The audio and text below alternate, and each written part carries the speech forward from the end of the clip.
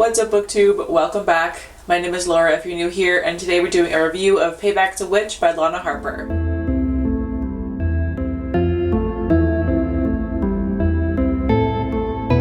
First of all, thank you so much to NetGalley and the publishers for sending me an advance copy of this book. I was so excited to read this one and it did not disappoint. Payback's a Witch is a contemporary adult romance with a witchy twist to it. It's set in a town called Thistle Grove, where there are these 4 founding families of witches. They all draw their magic from the town itself, and so if you are a Thistle Grove witch and you leave the town, then you will lose your magic until you return. Such is the case with our main character, Emmy Harlow, who is one of the founding families, as she left town almost 10 years ago after having her heart broken by the heir of one of the other founding families. But I believe it's once every generation these founding families do a magical tournament, and the Harlows are the arbiters of the tournament, so they are the ones who kind of run the show. So Emmy returns for 1 month just to fulfill her duty as a Harlow and not disappoint her parents, basically. But while she is there, she starts talking to her best friend again, who she has kind of lost contact with over the last few years, and her best friend tells her that she actually ended up dating the guy that broke her heart all those years ago. Turns out he's even more of a piece of shit because he cheated on the best friend with an heir of another founding family. So these 3 women want to get together and try and get the revenge on this guy for breaking all of their hearts. So it is a magical tournament and also a revenge plot, and then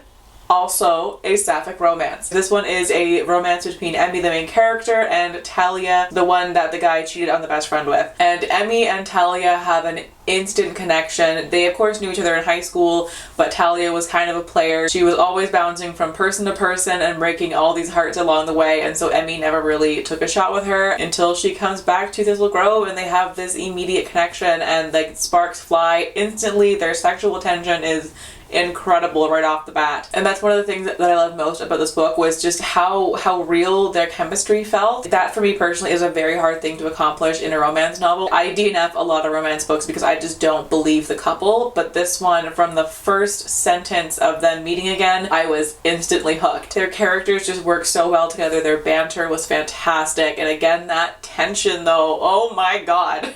A lot of this like will they, won't they, and you know, constantly trying to take things further but being interrupted and having to scale it back again, and then we kind of start back from the beginning of the will they, won't they. Like, it was just so well done and just so much fun to wait for the moment where they were finally able to be together, because like shit just kept happening, and it was hilarious to hear the like inner thought process of Emmy and how frustrated she was that she just wanted to kiss this girl and she couldn't. But that was just so well done. I loved their relationship. I thought they had really good communication. I thought their conflict was very well done, which again, that's something that I personally struggle with. I normally hate the conflict part in any romance. It's very rare that I actually like it, but in this case the conflict actually made sense, so I thoroughly enjoyed that part as well. Now, the absolute best part of this book though, like hands down, without a doubt, the best part was for sure the atmosphere. Oh my god, if you are a mood reader, you need to read this book in the fall. Payback's a Witch is just the living embodiment of a pumpkin spice latte, and that little bit of happiness you feel when you get that first autumn chill in the air. That's what this town feels like. It's often described as being like 24/7 Halloween in this town. They buy full into their whole like witchy lore and everything. All of their like mom and pop shops are all Halloween kind of witchy themed. That's their entire tourist business, is to kind of be this quirky witchy town, and I thought it was just so much fun, and the writing for the atmosphere was just so beautifully done. I'm a big fan of this author. I've read all of her books now aside from one, and her writing is just gorgeous. At this point, I've read so many of her books that her writing just feels familiar to me. It just feels like a warm hug, and I really enjoy it. It's just so beautiful, and she has this really good balance between being descriptive without it being overdone, which I really appreciate. I love flowery, over-the-top writing, but I also appreciate some simplicity,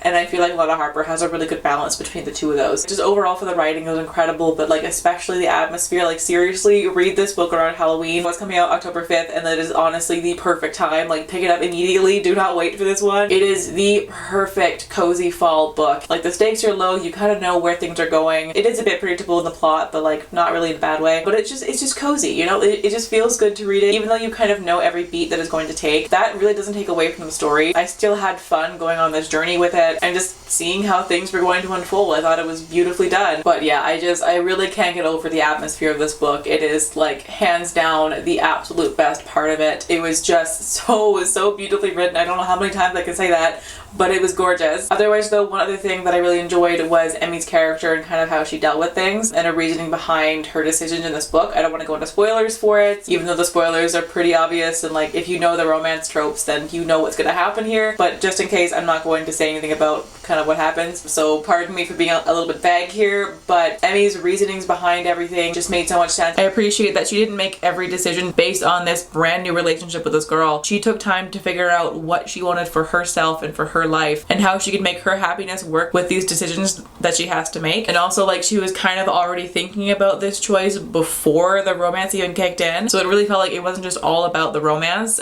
She also had kind of a life outside of it as well, which I always really appreciate in romance books. I feel like often in romance the main character just ends up doing whatever is most convenient for the love interest instead of thinking about their own life, and that drives me crazy. But in this one, Emmy took the time to kind of figure out what she wanted and how she could make that work, and I just thought that was so well done and just fantastic to see. But yeah, so that is really all that I have to say about this book. I clearly really enjoyed it. I thought it was just such a fun time, and again, like the most perfect fall romance novel if you want a little bit of a witchy twist to it, which like who doesn't want that, right? I mean, if I could have all of my romance books have some kind of paranormal twist to it, I would be so happy. Like I want that forever. But yeah, I love this book. I don't think it's one that's going to like stick in my brain forever, you know? It was very enjoyable while I read it, but it's not gonna be one that like stays with me forever. But overall, I thought it was really fantastic and I definitely recommend it. I gave this one a 4 stars, like a 3.5, 4 kind of range. So, like a pretty solid rating overall, and just yeah, I loved it. So thank you so much again to NetGalley for giving me an advanced copy of this book. If you want to get your hands on a copy of this book, it's going to be released on October 5th, and I definitely recommend that you do, especially for you mood readers out there. All of you seasonal readers, just pick this one up and you will not be disappointed. But yeah, so that'll do it for today's video. So thank you all so much for watching. I hope you're having a fantastic day wherever you are in the world,